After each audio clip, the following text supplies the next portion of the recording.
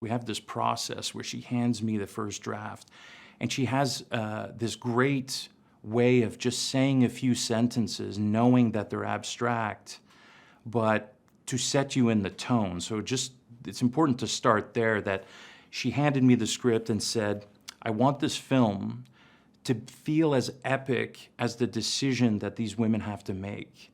And how the weight of that needs to be present. So when I was reading it, it kind of sets me in a tone of what she's thinking without us prepping the film fully.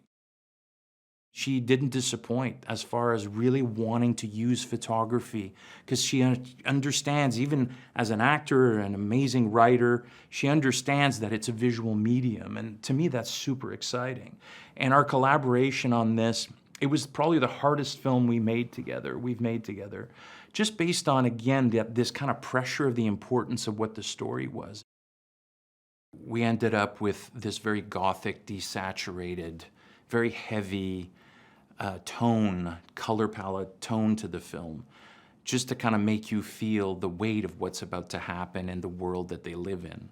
It was very important to kind of communicate that to our other crafts, because we shot a lot of tests early on so that when we started official photography, we were able to actually show the color tone and the palette that we were going for. I just had this instant emotional reaction to it, where I was like, this feels like it could be something for our film. This idea of being able to frame, all of our 12 women in one shot, and they could all be in a medium close, or have 4 or 5 women in a frame and they're all in close-up, became very exciting to me as they debate. And I know that's what Sarah told me she really responded to when we started looking at this aspect, is that you could, and she told me this early on as well, that she wants all the women's faces to be filling the frames all the time. We shot a lot of magic hour and sunset to kind of give you this sense of almost tragic beauty of what they might leave behind or have to leave behind. So a lot of the choices were very much photographically made from the heart and the gut.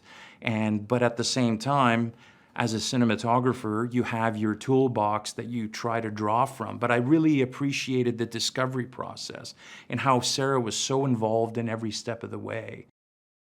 It's definitely Sarah Pauli's sandbox, but she lets us all play and laugh and just be a family. And she once told me she cares more about the experience of making a film than the actual final product.